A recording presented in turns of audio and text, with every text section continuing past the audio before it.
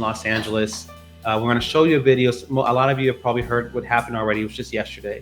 But our producer, go ahead and share this video. It's a protest. It was an anti-Jewish, anti-Israel protest that happened outside of a synagogue in LA. And there's some footage that was captured from that. So producer, go ahead and play that for the people. And then we'll share with you guys what's going on after that.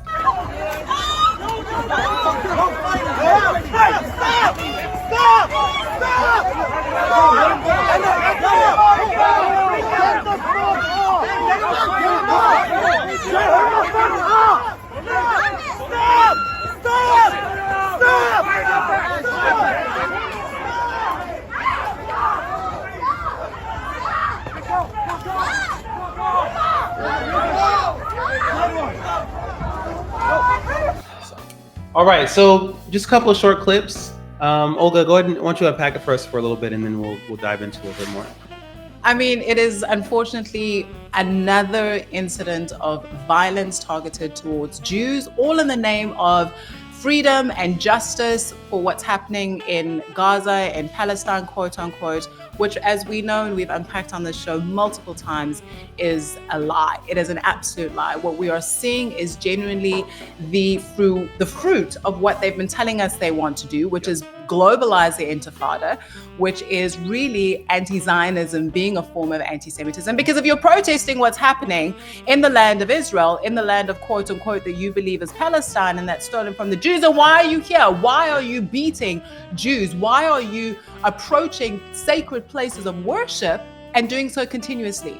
So not only did this happen in Los Angeles, even though we're focusing on that now, we also last week had incidences of violence in Brooklyn with their schools. I mean, Canada's also seen violence. So week after week, we are just seeing, Josh, the manifestation of what they continue to tell us that they want to do, which is kill the Jews, harm them, as well as, God forbid, rape them. And so unfortunately, we saw this happen yesterday. There was a gathering of a real estate conference, and here arrived these protesters and pretty much wreaked havoc. And you said something that I mentioned this before.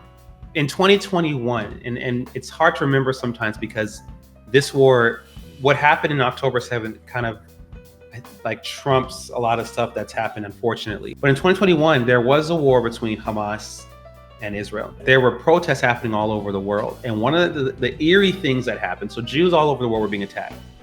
Israelis in the US, if they were caught speaking Hebrew, they were attacked in places like LA, so like just like this place, Philadelphia, parts of Canada, parts of Europe. There was a big riot that happened in London. And there are these two guys in a car with keffiyehs on and everything, driving through the streets with a megaphone saying, kill the Jews, rape their daughters, kill the Jews, kill their mothers. Okay, so that all happens, and then 2 years later you have October 7th. It's not a game. In Los Angeles, in Fairfax County, a year before 2021, so 2020, during all the George Floyd protests, in Fairfax, there was what a Rabbi Rychek, who, blessed memory, he describes as a pogrom. He said it's Kristallnacht all over again. Even then, when that was being shared, there was a lot of pushback from all sides. There was pushback from people within the pro-Israel community. There's pushback from the Hamas sympathizers everywhere. Oh, that's alarmist. That's too much. Okay, what's happening now then? He said he was in LA during the Watts riots, during the Rodney King riots. He said as bad as things got during those riots, places of worship were never targeted. Now here in LA in 2020, you had kill the Jews written on synagogues, you had windows bashed in.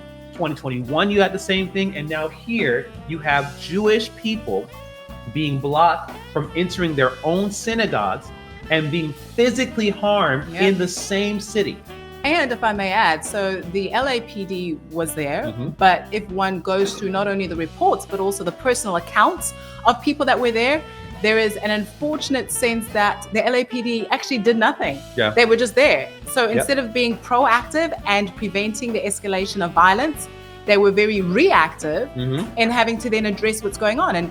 And I just look at all of this, as well as added to the fact that in New York last week, we had Alvin Bragg release multiple people that were arrested following the Columbia University encampments and the violence that went there. So the question then is America, is law enforcement in America serious about dealing with Jew hatred? Right. And not just dealing with Jew hatred in terms of words, but there is literally physical violence now that is happening. Yep.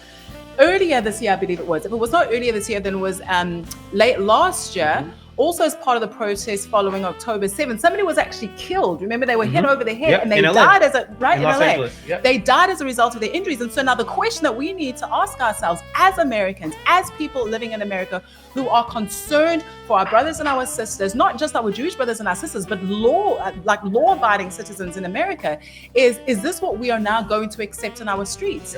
Because this is just going to further embolden these hooligans, really, and these individuals who, I'm going to say it again, because with respect, President Joe Biden put out a tweet pretty much saying that he was appalled and the question that I have is, how can you be appalled when people are just doing what they said that they were going to do?